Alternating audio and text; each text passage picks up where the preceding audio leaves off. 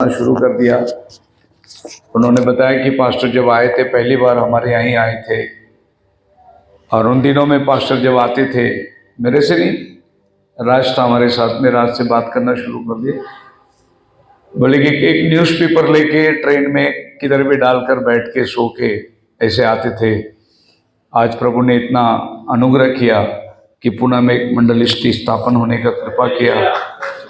सो वो दिन का दुख और भागदौड़ जब हम पीछे मुड़ के देखते हैं, सो बहुत बड़ा प्रभु का योजना है। आप सब जानते हैं किस तरीके से प्रभु का सेवा को उठाकर यहाँ तक आने के लिए प्रभु ने कृपा किया। आने वाला साल भी हमारे लिए प्रभु ने दिया है, और ये साल मुझे नहीं लगता कि हम अपना सुख विलास में बिताने वाले हैं। हम एक एक क्षण प्रभु के राज्य में बिताएंगे, और रात दिन हम तैयार रहेंगे। पास्टर्स लोग का कोई ड्यूटी आवर होता नहीं है कि भाई 8 बजे शुरू हुआ 5 बजे नौकरी खत्म हुई, ऐसा नहीं है। 24 घंटे हमें प्रभु के लिए तत्पर सीधा रहना है। जब भी बुलावा आए आपको कबूल करना है और प्रभु की सेवा के अंदर आगे जाना है। मसीह में मेरे प्रिय लोगों, आज की शाम एक नया वर्ष का छोटा सा पैगाम आपके सामने लाता हूँ। संडे स्कूल के बच्चों का भी कुछ प्रोग्राम्स है, मैंने कहा कि पहले मैसेज दे दूंगा, फिर हम लोग आगे बढ़ते हैं। ऐसा है कि किताब उसका 53 अध्याय और हम उसका 18 और 19 वचन पढ़ेंगे। अब बीती हुई घटनाओं का स्मरण मत करो, न प्राचीन काल की बातों पर मन लगाओ। देखो, मैं एक नई बात करता हूँ, वह अभी प्रकट होगी। क्या तुम उससे अनजान रहोगे? जी। मैं जंगल में एक मार्ग बनाऊंगा और निर्जल देश में नदियां बहाऊंगा। मैं जंगल में मार्ग बनाऊंगा और निर्जल देश में, रेगिस्तान में नदियां बहाऊंगा। ये आपका 2026 का आशीर्वाद है। अगर आप इसको आमीन करके कबूल करते हैं तो आपके बंजर जैसे जमीन को प्रभु नदियां बहाएगा। हालेलुया। प्रभु जंगल में रास्ता बनाने वाला परमेश्वर है। ये कोई वास्तविक जंगल की बात नहीं कर रहा है प्रभु आपके जीवन की जंगल की बात कर रहा है। बहुत से लोग एक वर्ष में भटक गए होंगे, मैं क्या करूं, बिजनेस मेरा लॉस चल रहा है, नौकरी चली गई, मेरे हालात खराब है, परिवार के अंदर समस्या है। ऐसे जंगलों के अंदर अगर आप 2025 गुजारे होंगे तो प्रभु 2026 आपके लिए कहता है, जंगल में मैं मार्ग निकालने वाला परमेश्वर हूं। हालेलुया। अब जब बाइबल कहती है जंगल में पुकारने वाले का शब्द होगा, परमेश्वर के लिए मार्ग तैयार करो, तो ये कोई जंगल की बात नहीं परमेश्वर करता है। परमेश्वर एक वीरानियों की बात करता है कि इजराइल भटक चुकी थी, इजराइल के पास मार्ग नहीं था, मसीहा का इंतजार में वो लोग थे। तब यूहान जंगल में आकर खड़ा है, यॉर्दान नदी पर आकर खड़ा है, कहता है परमेश्वर का राज्य निकट है, वरन द्वार पर ही है। एक परिचय देने के लिए वो आया था, एक इंट्रोडक्शन थी। दूसरे शब्दों में अगर मैं आपको कहूं तो जॉन द बैप्टिस्ट जो खड़ा हुआ है और प्रभु यीशु मसीह उसके पास आ रहा है बपतिस्मा लेने के लिए, और प्रजा खड़ी है जॉन की बातें सुनते हुए। सो ये आदमी क्या कर रहा है, प्रभु यीशु मसीह हमारा दूल्हा है, कलीसिया उसकी दुल्हन है नहीं? तो कलीसिया का और दुल्हे का परिचय कर रहा है वो। दूसरे शब्दों में कहो तो वो हमारा एंगेजमेंट लगा रहा है, मंगनी लगा रहा है। जिसका दुल्हा है उसी का दुल्हन है। जॉन चैप्टर 3 वो पूरा वर्णन कर रहा है। सूप उसके हाथ में है, बीज और भुस्से को वो अलग करेगा। मैं दूल्हे का मित्र उससे देखकर हर्षित हुआ। बोलो हालेलुया। सो एक मिनिस्ट्री जॉन को दिया गया था, वो मिनिस्ट्री था कि कलीसिया और दूल्हे के बीच में खड़े रहकर उनका एंगेजमेंट करा दे। और जो मैसेज जॉन ने हमें दिया वो हमारा मैरिज सर्टिफिकेट है। हालेलुया कि हमारा शादी प्रभु यीशु मसीह के साथ हुआ है। ये एक दृश्य जो है हम आज से पहले प्रभु के फर्स्ट कमिंग में देखते हैं, पहला आगमन में। और बाइबल हमें बतलाता है कि प्रभु का कितना आगमन है बाइबल में। साइमल्टेनियसली एक और घटना भी होने वाली है, और यह घटना इस 20वीं सदी के भविष्यद्वक्ता जब खड़ा था तो आसमान में प्रभु का चेहरा उतर कर आया 1963 में, और वो ये चेहरे को देखकर अपने कलीसिया के पास आकर कहता है, आज से मैं तुम्हें चर्च नहीं बोलूंगा परंतु दुल्हन बोलूंगा। तो ये नबी क्या कर रहा था, जैसे ये पहला आगमन में भेजा हुआ वैसे दूसरे आगमन में आकर प्रभु यीशु मसीह का आगमन, जो कि प्रकाशित वाक्य 10वां अध्याय का 7 वचन पूरा हो रहा है, अपनी दुल्हन को देखकर उसने कहा कि आज से मैं तुम्हें चर्च नहीं कहूंगा, मैं तुम्हें दुल्हन कहूंगा। चर्च कौन होता है और दुल्हन कौन होता है? बाइबल कहते हैं बुलाए हुए बहुत है पर चुने हुए थोड़े हैं। जो बुलाए हुए हैं वो चर्च है, क्योंकि चर्च की डेफिनेशन ही वो है। अगर आप डिक्शनरी में चर्च की डेफिनेशन देखेंगे तो चर्च का डेफिनेशन है गॉड आउट पीपल, बुलाए हुए लोग। हालेलुया। जब मिस्र देश के अंदर इजरायली थे वो गुलाम में थे, वो था डिनोमिनेशन। जब मूसा गया उनको बाहर बुलाया तब वो बन गए चर्च। एक्ट्स चैप्टर 7 के अंदर लिखा है, जंगल में चर्च ने प्रभु के सामर्थ्य को देखा, the congregation in the wilderness. उसके बाद जब ये लोग 3 स्टेज में पार होके जाते हैं, जो कि मैंने कई बार आपको बताया, ये मिस्र देश है। मिस्र देश क्या चीज को दर्शाता है? बॉन्डेज को दर्शाता है, गुलामी को दर्शाता है। जब एक प्रॉफिट उधर जाता है, मूसा गुलामी से उनको बाहर निकालता है, और ये जंगल की जो 40 साल की यात्रा है इसको कहते हैं चर्च। बोलो हालेलुया। हम पाप की जिंदगी में थे, वो मिस्र देश था। जब हमको वचन मिला हम बाहर निकले, बपतिस्मा पाकर उन्होंने लाल समुद्र में बपतिस्मा पाया, हमें प्रभु ने यहां बपतिस्मा दिलवाया। और ये यात्रा से लेकर आज के तारीख तक जो हम चलते हैं, हो सकता है किसी को 10 साल 15 साल पुराना, हम 40 साल को पकड़ते हैं जो इजरायली चले, पर 40 साल में इजराइल क्या कहलाया? चर्च कहलाया। अब ये 40 साल में जब वो आकर कनान में पहुंच रहे हैं, जिसका नाम है कालेब और जोशुआ, इनको बाइबल ब्राइड कहती है, दुल्हन थे ये। 3 स्टेज में चर्च गुजर के जाती है। एक गुलामी, बंदिश, आजादी में आ गए कलीसिया। आज आप और हम इधर बैठे हुए हैं, ये हमारी यात्रा चल रही है। हो सकता है कि 2026 हमारे लिए आखिरी साल हो सकता है। प्रभु का आना कभी भी होगा। अगर आज ये साल में प्रभु आता है तो हम कनान देश में रहेंगे। हालेलुया। ये हमारा प्रॉमिस लैंड है। ये प्रॉमिस प्रभु ने यहां मूसा को दिया था। मूसा के पहले प्रभु ने अब्राहम से कहा था कि तेरे लोगों को मैं 400 साल के बाद यहां से छुड़ा के ले जाऊंगा।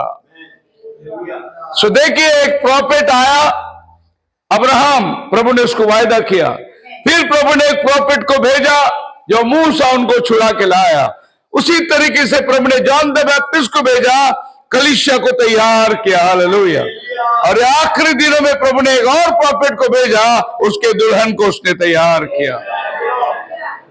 आप बाइबल को देखेंगे तो ये कुछ यहां कुछ वहां, थोड़ा नियम पर नियम, व्यवस्था के ऊपर व्यवस्था, बाइबल बनाई ऐसी गई कि कुछ बातें यहां लिखी हुई है और कुछ बातें वहां लिखी हुई है। इसमें टटोलने वाले रह जाएंगे, लेकिन चुने हुए आगे बढ़ते चले जाएंगे। प्रभु ने उनको ये रहस्यमय बातें रखा हुआ है। इट्स अ विस्परिंग टाइम, अभी हम लोग बिल्कुल किनारे पर चले आ गए हैं, एज में। नया साल का संदेश ऐसा था, पास्टर जी ने एक बंदे को बपतिस्मा दिया और उसको बोला आज मैं तुम्हारा नाम बदलता हूं, तुम्हारा जिंदगी बदल गई। और उसे बपतिस्मा देने के बाद पास्टर ने कहा कि आज से तुम प्रभु में एक नया सृष्टि है। बोलो हालेलुया। वो बंदा बपतिस्मा लेके घर में गया, फ्रिज खोला, फ्रिज में से बियर की बोतल निकाली, आज मैं तुम्हें बपतिस्मा देता हूं, आज से तुम्हारा नाम चेंज करता हूं, आज से तुम मेरे लिए ग्रीन टी है। बोतल दारू की वही है, खाली नाम चेंज कर दिया। मतलब बपतिस्मा लेने के बाद में नाम बदली गया, आदमी तो वही है। सो 2025 में जो आप थे आप वो नहीं रहेंगे। 2026 में आप बदलना चाहिए, एक नया मनुष्यत्व को पहनना है। Happy new year, happy new year हर साल में आएगा, जब भी पुराना साल जाएगा नया साल हैप्पी न्यू ईयर। सोचिए पीछे मुड़कर, मेरे जीवन में 57 हैप्पी न्यू ईयर हो गया है, लेकिन मैं बदला है क्या, सवाल वो है। ऐसे विश्वासी लोगों को जमाने जमाने से, हम बहुत पुरानी पीढ़ी से पीढ़ी क्रिश्चियन है, समय का संदेश तुम्हें मिला है क्या आज? अब ये मत सोचना ये 40 साल के जंगल के अंदर जो लोग नाश हुए वो आसमान से मन्ना खाए थे, वो भी लाल समुद्र के अंदर से बपतिस्मा पाए थे। मत सोचो बपतिस्मा लिया तो मैं ठेकेदार बन गया, मत सोचो। आपको अंत तक आपके विश्वास को बनाए रखना है। मैं बहुत पुराना बिलीवर है, मत सोचिए ये 40 साल वाले ढेर हो गए जंगल में। प्रभु ने जिनको चुना था वो 2 व्यक्ति खाली अंदर पहुंच गए, जो कि आज प्रभु यीशु मसीह उनको अपना दुल्हन का नाम दे रहा है। सो पहली बात जो मैं आपके सामने रखना चाहता हूं वो है, प्रभु तुम्हारे लिए एक नयापन करने वाला है, और new beginning in your life. Hallelujah. मैं आशीर्वाद का प्रचार नहीं करता, क्योंकि बाइबल बोलता है अंत के दिनों में बुरा समय आने वाले हैं। अच्छा दिन वो पॉलिटिकल वाले बोलते हैं अच्छे दिन आएंगे, मैं अच्छे दिन की बात ही नहीं करता। अच्छा दिन अभी आपके लिए है नहीं, ये संसार के ऊपर अभी खाली न्याय उतरने वाला है, वो टाइम खत्म हो चुका है। अभी एक दिन तुम्हारे घर में आकर तुमको स्टार लगाना, क्रिसमस ट्री निकालना, तुमको बाइबल पढ़ना भी बंद करने वाला वो दिन है। क्या बोलते हैं आप, अच्छे दिन है? ये 25 तारीख को क्या हुआ? आज मसीह लोगों को जो आजादी थी वो आजादी भी खत्म हो चुकी है। मैं प्रभु का धन्यवाद देता हूं, बोलो हालेलुया। क्रिसमस ट्री के खिलाफ में मैं पहले से बात करता था, क्रिश्चियन लोग को समझ में नहीं आया, लेकिन बजरंग दल को समझ में आया। वो जाके सब क्रिसमस ट्री तोड़ रहे हैं, बोलते क्या मना रहे हो? सही बात है, ये तो एक्चुअली हमने तोड़ना चाहिए था, वो तोड़ रहे हैं। हम तोड़ेंगे तो मसीह लोग को बुरा लगेगा, बोलेंगे क्रिश्चियन हो के क्रिश्चियन का, लेकिन जब वो तोड़ेंगे तो क्या लग रहा है? सताव आ रहा है। हाँ, जजमेंट आ रहा है, प्रभु न्याय के दिन को लेके आ रहा है। आप मेरे साथ है, बोला हालेलुया। सो प्रभु बोलते हैं इस पुराने खमीर में से मैं तुम्हारे लिए एक नया खमीर बनाने वाला हूं। मैथ्यू चैप्टर 13 में जाएंगे तो आपको कम से कम प्रभु ने कई एक दृष्टांतों में बात करी है, और इन दृष्टांतों में बात करने के लिए लोगों को समझ में आना बहुत मुश्किल है। प्रभु ने दृष्टांतों में इसलिए बात करी ताकि जो सुनते हैं वो सुनते रह जाए, लेकिन जो प्रभु के चुने हुए हैं वो उसमें से रहस्यमय बातें निकाल ले। चेलों ने भी बोला आप दृष्टांतों में क्यों बात करते हैं? बोले इसीलिए बात करता हूं कि वो सुन के भी ना समझे और तुमको मैं समझा दूंगा। प्रभु एकांत में ले जाकर उन्हें समझा रहा है। मैथ्यू 13 में प्रभु ने एक औरत के बारे में बात करी है, और इस औरत ने 3 सेर आटा को लेकर खमीर डाल के उसमें मिला दिया, और सारा आटा को उसने खमीर बना दिया। अब ये औरत जो है, कभी भी याद रखना, बाइबल में औरत जिधर भी जाती है वो चर्च है। हालेलुया। खमीर जो है आप पढ़ सकते हैं, प्रभु यीशु मसीह ने साफ कह दिया चेलों से क्या हम रोटी नहीं लाए इसीलिए प्रभु खमीर की बात कर रहा है? बोले नहीं, फरीसी और सदुसियों के शिक्षण से दूर रहो, वही खमीर है। सो खमीर जो है वो डॉक्ट्रिन को दर्शाता है। और ये खमीर कितना पार्ट लिया? 3 पार्ट लिया उसने। और ये 3 पार्ट अगर देखना है तो जब अब्राहम के घर में प्रभु और 2 दूत आए थे, 3 व्यक्ति, तो अब्राहम ने 3 सेर आटा लेकर रोटी बनाई। यहां पर ये औरत ने 3 सेर को लेकर ये पूरे खमीर को, आटा को खमीर कर दिया। थोड़ा सा आप पीछे मुड़ के देखिए कि ये औरत ने ये 3 सेर लिया। ये औरत कौन होना चाहिए? और इस औरत ने खमीर लिया, एक सिद्धांत को लेकर आया और उसने पूरी रोटी को खमीर बना दिया। खमीर का मतलब यह है, जब आप बाजार से ब्रेड लाते हो उसमें खमीर होता है। ब्रेड आप 8 दिन तक, 20 दिन तक रख के खा सकते हैं, लेकिन बेखमीर की रोटी जो है वो आज ही खाना है आपको। कल के लिए वो रोटी तुम नहीं रख सकते। वो रोटी प्रभु यीशु मसीह कहता है, तुम्हारे बाप दादे खा के जंगल में मर गए, लेकिन आज मैं जीवन का रोटी हूं जो आसमान से उतरा। और प्रभु ने कहा पर्व के लिए बेखमीर रोटी लेना है, शाम को रोटी मेज में से बदलना है आपको। आज की रोटी तुम कल नहीं चला सकते। यानी प्रभु प्रतिदिन हर युग को नया नया संदेश देता आया है। जो संदेश प्रभु ने मूसा को दिया वो संदेश आज नहीं चलेगा। जो संदेश प्रभु ने नोहा को दिया वो संदेश आज नहीं चलेगा। प्रभु ने युगों युगों में, नोहा ने बोला जहाज बना लो, बचना है, तो आज जहाज बना के कोई बचने वाले नहीं है। मूसा ने बोला मेमने का लहू चौखट में लगाओ, आज लहू चौखट में लहू लगाने से कोई बचने वाला नहीं। आज यीशु मसीह का लहू आपको लगाना है। उस दिन मेमने का लहू चल गया, उस दिन बोट चल गया, आज का बोट यीशु मसीह का शरीर है। हालेलुया। अगर तुम अंदर नहीं आओगे तो आप बच नहीं सकते। जैसा उस दिन अंदर नहीं आए वो मारे गए।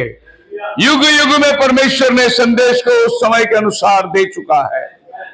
मैं लैपटॉप वापर रहा हूं, प्रोजेक्टर वापर रहा हूं, ये समय का संदेश है।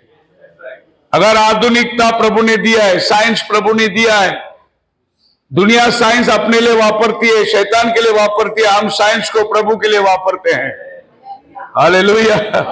सो प्रभु ने दिया हुआ वरदान है।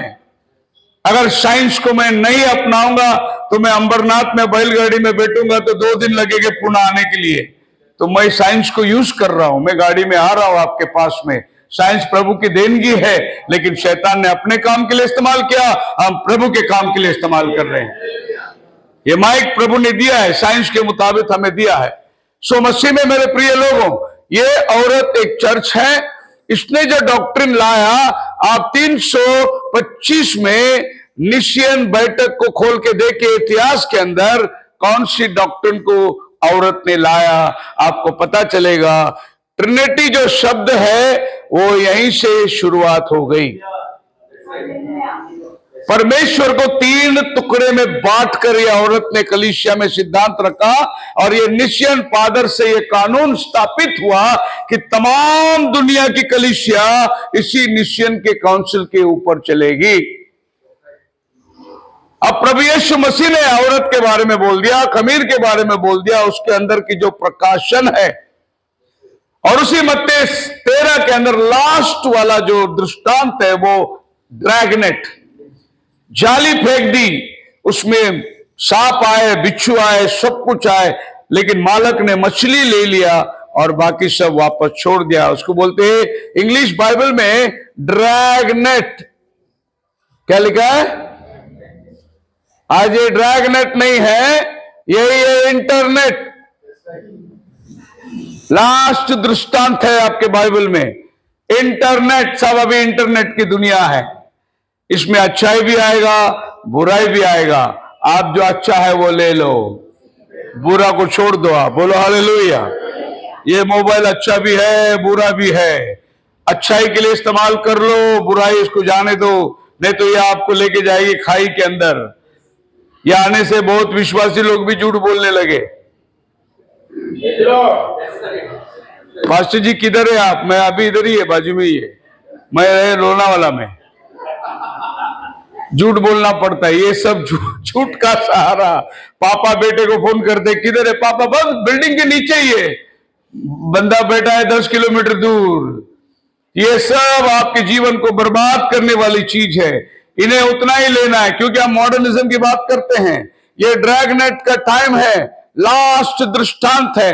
हर दृष्टांत के ऊपर मैं आपको बता सकता हूं कि उसमें एक प्रकाशन, एक मर्म को प्रभु ने छिपा के रखा हुआ है। पहली चीज आपके जीवन के अंदर भलाई। वो कौन सी भलाई है?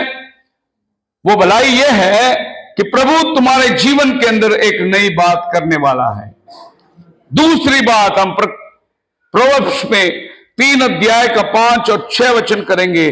सेकंड थिंग 2026 के लिए, trust in the Lord with all thine heart and lean not unto thy own understanding.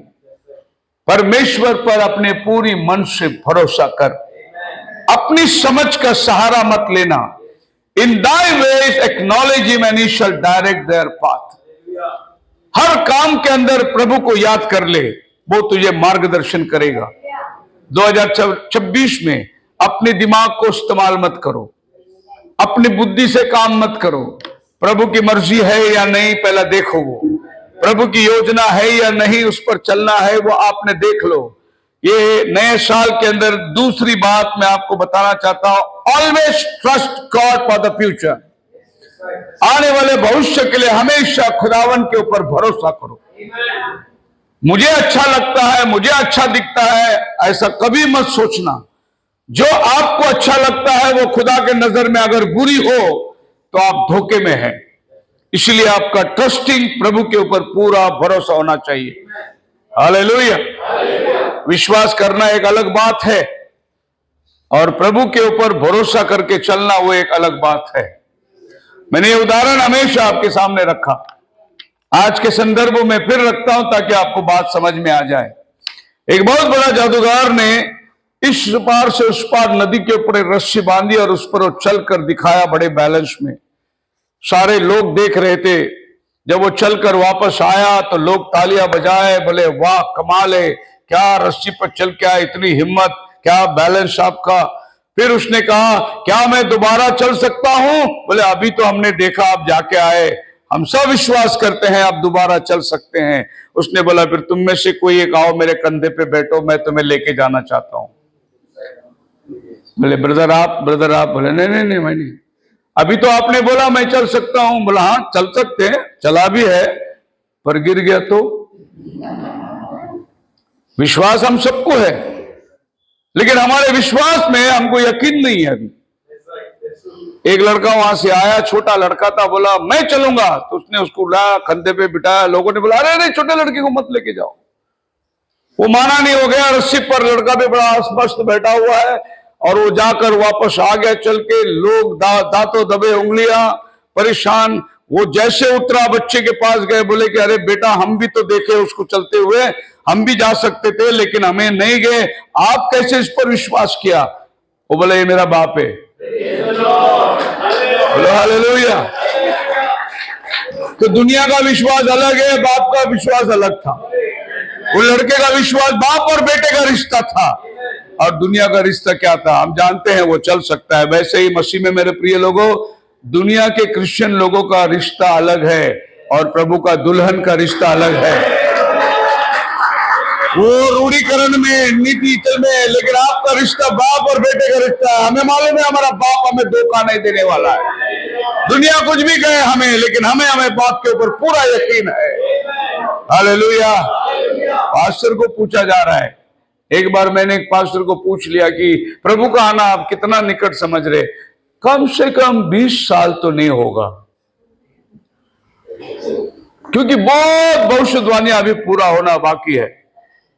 मैं आपसे कहता हूं, अगर आज मुझे कोई पूछे प्रभु का आना कितना दूर होगा, याद रखिए जेरूशलेम के अंदर तीसरा मंदिर बनने का काम शुरू हो गया है। वो मस्जिद जो आज तक पलिश्ती के हाथ में था, इजराइल ने छीन के ले लिया, वो 1948 में उनको राष्ट्र मिला, 1967 में उनको जेरूशलेम मिला, मंदिर नहीं मिला। और अभी ये वर्ष 2025 में उनको मंदिर भी मिल गया। वो सीधे मिलिट्री भेजकर अंदर सबको निकाल दिए और आज मंदिर का बलिदान का काम शुरू हो गया है। मंदिर बांधने का सारा औजार तैयार कर लिया है वो लोग। जब प्रभु कहता है कि मैं उन्हें भेंट करने जाऊंगा, उसके पहले तुम्हें उठा के ले जाऊंगा। जैसा प्रभु ने उन्हें अंधा बनाकर आपके पास आया, आपकी आंखें खोली, वैसे अब आपको अंधा बनाकर वो उनके पास जाने वाला है। अभी तो लोग मॉल में जाके क्रिसमस ट्री तोड़े, अगला साल तुम्हारे घर में आके तोड़ने वाले हैं, क्योंकि ये अंधे हो गए। अभी प्रभु ने इनको अंधा बना दिया। अभी इनके ऊपर सुसमाचार चलने वाला नहीं है, क्योंकि प्रभु ने उनको अंधा बना के इधर आया था। वो मसीह को नहीं पहचान सके। रोमियो की किताब में लिखा है कि प्रभु ने उनको अंधा इसलिए बनाया कि आप अंधे के आंखें खुल जाए। अब हमारा आंखें बंद होने का टाइम आ गया। अभी अन्य जाति का आंखें बंद होने का टाइम आ गया और यहूदियों की आंखें खोलने का टाइम आ गया है। मैं कहूंगा कि अगर हो ना हो, इस 2026 में प्रभु का आना हो सकता है। ज्यादा टाइम हमारे पास नहीं है, इसीलिए जैसे जैसे दिन गुजरता है ना, लोगों को मिलते ही बोलते हैं हैप्पी बर्थडे। हैप्पी क्या बात का? 1 साल कम हो गया। हैप्पी किस बात का है? उम्र के अंदर 1 साल कम हो गया। आप समझ रहे हैं? हैप्पी क्रिसमस, हैप्पी कुछ नहीं है इसमें। अभी एक क्रिसमस कम हो गया तुम्हारे लाइफ में। अभी अगला क्रिसमस तुम देखोगे कि नहीं, इसकी गारंटी नहीं है। उससे भी पहले प्रभु आ सकता है। तो दूसरी बात, trusting God for the future. हम 2026 में क्या करेंगे क्या नहीं करेंगे, सब प्रभु के ऊपर रखो, प्रभु तुम्हें मार्गदर्शन करेगा। तीसरा पॉइंट बताना चाहता हूं, फिलिपियन चैप्टर 3 वर्स 13 के अंदर लिखा है, ब्रदरन आई काउंट नॉट माई सेल्फ to have apprehended, but this one I think do, forgetting those things this are behind, reaching for unto those that are before. तीसरी बात आपके सामने रखता हूं, नया साल का मैसेज। बीती हुई बातों को भूलकर आगे की बातों को सोचो। क्या हो गया पीछे, कौन आपको गाली दिया, कौन आपका बुराई किया, कौन आपका निंदा किया, सब पीछे छोड़ो। आगे मेरे लिए एक नया दिन है, एक नया वर्ष है, एक नई उम्मीद, एक नई उमंग को लेकर आगे की तरफ बढ़ना आप हो। पॉल कहता है I press toward the mark for the prize. Press toward, now what do you mean by press? क्या लिखा हिंदी में, क्या कहता है 14 वचन? और दौड़ा चला जाता हूँ ताकि वह इनाम पाऊं जिसके लिए परमेश्वर ने मुझे मसीह यीशु में। मराठी में क्या लिखा है? ख्रिस्त येशू जे देवाचे वरील बोलावणे त्याचा पण जिंकण्यासाठी मी निशाणीकडे धावत भाग रहा है निशाने की तरफ। वो भी बोल रहा है भाग रहा है निशाने की तरफ। इंग्लिश बाइबल बोलता है आई एम प्रेसिंग, मैं जोर दे रहा हूं उस चीज के लिए। बात समझ में आ रही है ना आपको? I am pressing toward my calling, hallelujah. Now how you press, how you will press? ज्यादा बाइबल, ज्यादा प्रार्थना, ज्यादा प्रभु का साथ चलना। गए हफ्ते, गए साल में एक चैप्टर पढ़ते थे, अभी 2 चैप्टर पढ़ो। गए साल में 3 बार प्रार्थना करते थे, अभी 5 बार प्रार्थना करो। Press press toward the goal, hallelujah. मैं जनवरी महीने में देखा इतनी बुलाहट है, I am pressing toward it. मैं प्रभु को बोलता हूं प्रभु बस मेरे को इतना टाइम दे। अभी आपने तो तारीख दिया ना आपको, 4 तारीख में जा रहा हूं, 5 तारीख, 7, 8 तारीखों में जा रहा हूं। ये 7 और 8 के बीच में आप बोलेंगे मीटिंग नहीं है। नहीं, मुझे दिल्ली से बॉम्बे आने के लिए 1 दिन खाली रखा हूं मैं, फिर 8 तारीख को मैं निकल के जा रहा हूं। I am pressing toward. अब वो दिन दूर नहीं है, यकीन करो मेरी बातों को। अभी एरोप्लेन और ट्रेन ये सब फेल हो जाएंगे। प्रभु जैसा फिलिप को उठा के जंगल में ले गया, अपना काम खड़ा वापस उठा को लेकर आया, वो टाइम अभी आने वाला है। प्रभु उठा के ले जाएगा अपना काम करने के लिए। कितने मानते हैं कल आज युगान युग एक सा है? उस दिन किया वो काम वो आज भी कर सकता है। प्रेस टुवर्ड और मार्क, मंजिल की तरफ बढ़ता चला जाओ। ये दुनिया में बड़ा आदमी बनना हमारा मंजिल नहीं है, सोसाइटी बनाना हमारा मंजिल नहीं है, पैसे कमाना हमारा मंजिल नहीं है। हमें जितना चाहिए उतना प्रभु देता है। हमारा मंजिल है प्रभु के आने में उठा लिया जाना चाहिए। Press toward your goal, hallelujah. आप मेरे साथ है? Point number 3, setting spiritual goal in the new year coming. encourage the congregation to set spiritual goal for the new year. प्रभु के राज्य के लिए कुछ करो। सोचो कि मैं चाहूंगा कि एक मीटिंग लग जाए, मेरे गांव में एक मीटिंग लगाना चाहता हूं, मेरे तमाम रिश्तेदार को बुलाकर ये सत्य वचन सुनाना है। नए साल का गोल, आपके पास अपना गोल होगा, मेरा बेटी का शादी करना है, बेटे का शादी करना है, घर का उद्घाटन करना है, ये आपका गोल होगा। लेकिन प्रभु के लिए क्या है आपके पास? प्रभु के राज्य के प्रति क्या गोल है आपके पास? आपने दुनिया में जितना इन्वेस्टमेंट किया, प्रभु के राज्य के लिए कितना इन्वेस्टमेंट किया आपने? प्रभु आने वाला है, क्या हिसाब दोगे? नोहा के पास जो था उसने सब बोट में लगा दिया, उसकी इन्वेस्टमेंट थी सारी बोट में लगा दिया। लोगों ने बोला पागल आदमी है, ये बोट क्या करने वाला है इसका। लेकिन जहां उसकी इन्वेस्टमेंट थी वही उसको बचाव का कारण बन गया। आज आपका इन्वेस्टमेंट किधर है, वही आपका बचाव का कारण बनना चाहिए। यकीन करो, मैं यहां खड़े रह के यूं कहानी नहीं बता रहा हूं, मैं वास्तव की बात बता रहा हूं, ये रियलिटी बता रहा हूं। प्रभु की भविष्यवाणी पूरी हो रही है, प्रभु का आना निकट है। हालेलुया। अगर प्रभु ने आज से 10 साल दे दिया तो कोई बात नहीं, हम काम करेंगे। लेकिन अगर आज आ गया तो क्या करेंगे?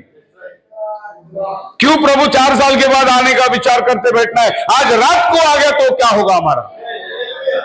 Press toward your goal, set spiritual goal in your life. मेरे जीवन में और कोई मकसद नहीं, मैंने प्रभु को 100% अपना जीवन समर्पित कर दिया है। मुझे अपने जीवन में धरती का कोई एम है नहीं, मेरा एक ही एम है, प्रभु जहां जहां मैं जाता हूं वहां वहां लोग मन फिराए, तेरे राज्य को कबूल करे, नरक खाली हो जाए, स्वर्ग भरता जाए।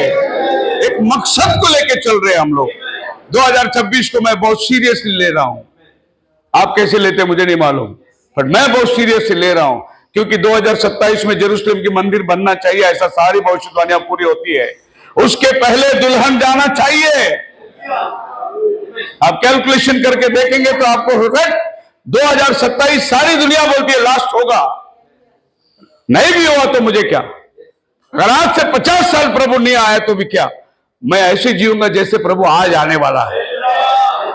मुझे उससे परवाह नहीं प्रभु कितना देरी से आता है, क्योंकि बाइबल कहते हैं जब वो बादलों पर आएगा, जितने मसीह में मरे हैं वो जी उठेंगे, और हम जो जीवित बचे रहेंगे उठा लिए जाएंगे। जीना है तो मसीह में जियो, मरना है मसीह में मरो, क्योंकि जी उठने का वायदा उन्हीं के लिए है।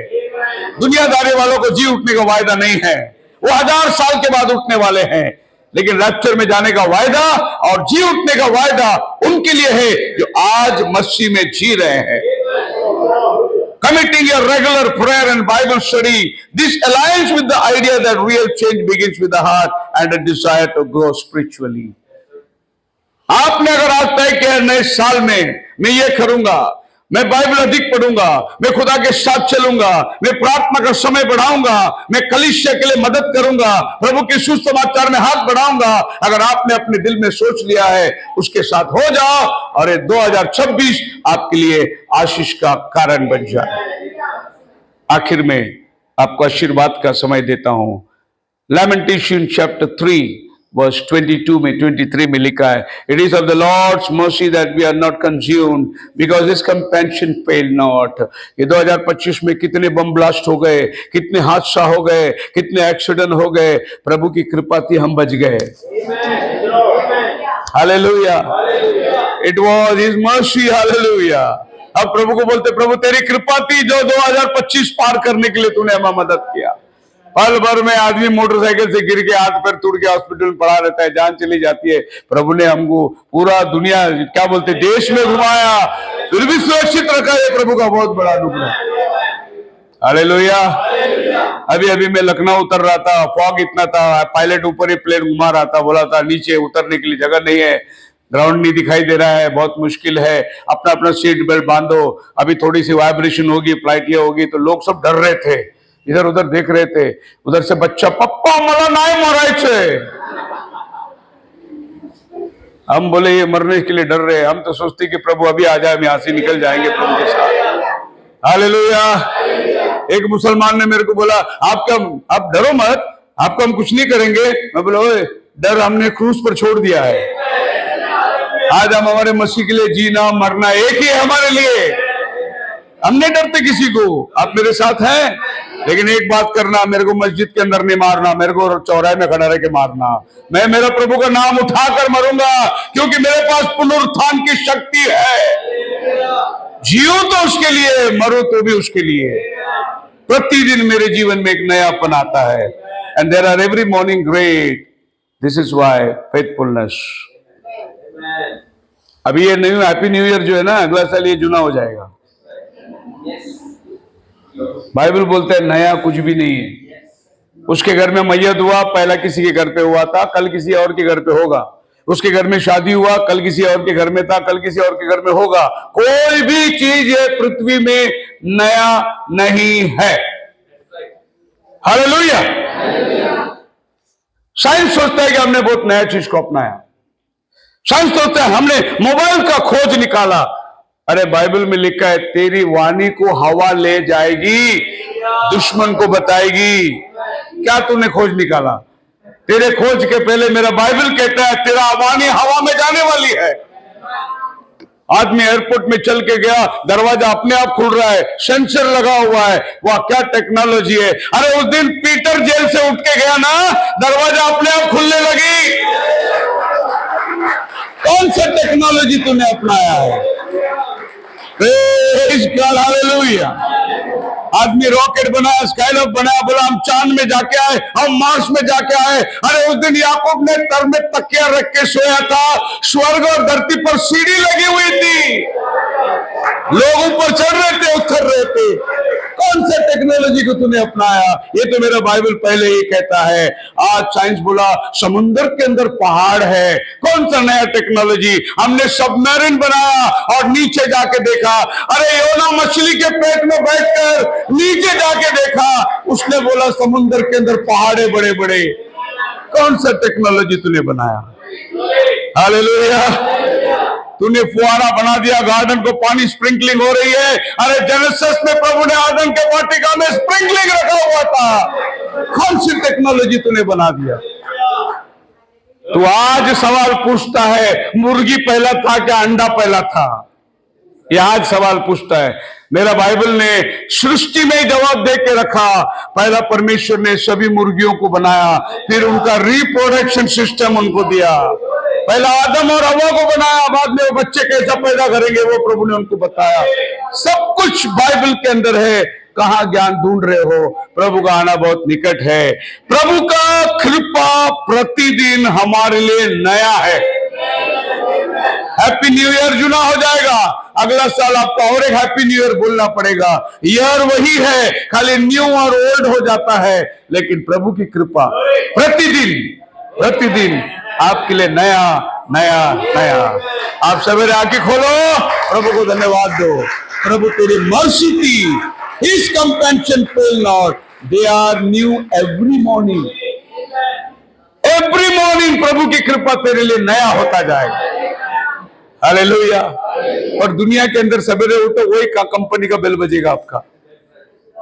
वो एवरी पुराना है, 2025 में भी वही किए। अगर कुछ नया ये साल में अनुभव करना है, रोज सवेरे उठो, प्रभु की कृपा आपके जीवन में नया नया नया आता जाएगा। खुदावन आपको आशीष दे। प्रार्थना करें।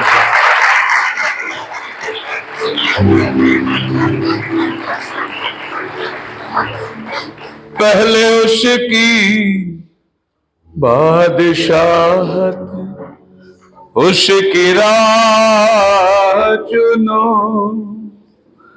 पहले उसकी बादशाहत, उसकी राह चुनो। तुमको दुनिया की हर एक चीज वो देगा सुनो। तुमको दुनिया की हर एक चीज भी वो देगा सुनो। वो जो कहता है करेगा, उसका वादा है वो देगा। उसके वादे पे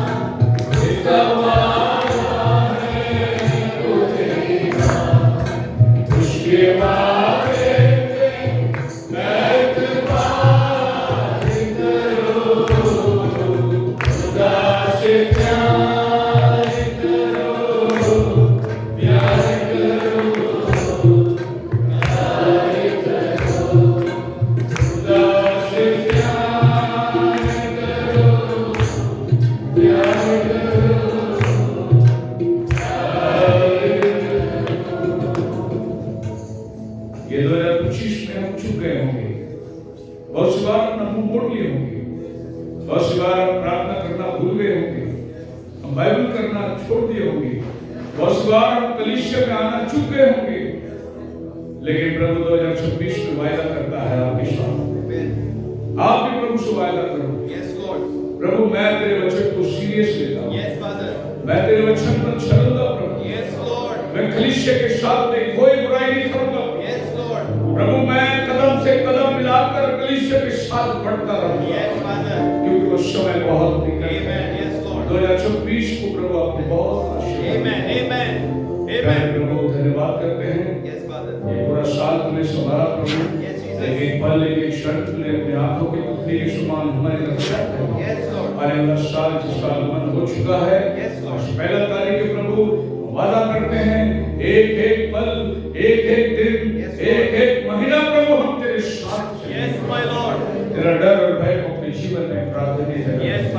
आशीष कर आगे जमात को, आशीष कर इस जगह को, आशीष कर यहाँ के पास्टर भाइयों को, आशीष कर यहाँ होने वाली प्रार्थना सभाओं को, आशीष कर कोई खाली हाथ न जाए, तेरे विश्वास से भर कर जाए।